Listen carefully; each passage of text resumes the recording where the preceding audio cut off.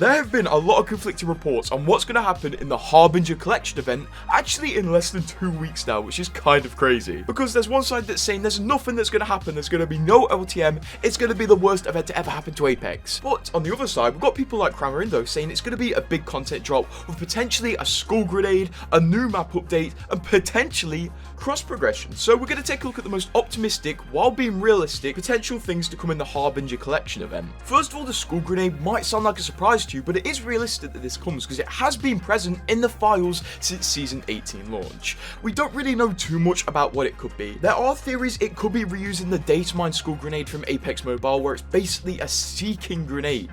But otherwise, I'm not going to theorize too much because we don't know, but this could be something that comes. But now for the two most likely things to come in my opinion. The least likely out of these two is cross progression. I do think there's like a 50% chance of this coming because there is a lot of stuff in the files. There's brand new leaks about it very recently, and on Amazon the coins are marked as cross progression coins. So Respawn are really gearing up, and I would really be surprised if we do not see it before Season 19. Plus, as some of the more OG players among you may know, Respawn released cross-play in a collection event, so if they carry on this pattern, it could genuinely release in less than 2 weeks. And now, the most likely in my opinion, a town takeover.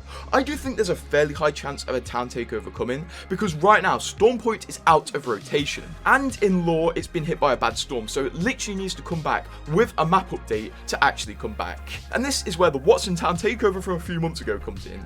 A Watson Town takeover was data mined to be a Stormpoint map update, so this would be an excuse to first of all give Stormpoint an update, as we didn't have one at Season 18 launch, and bring it back into rotation. So most likely, it seems like a town takeover is coming to me. Second most likely, cross progression, and third most likely, skull grenade.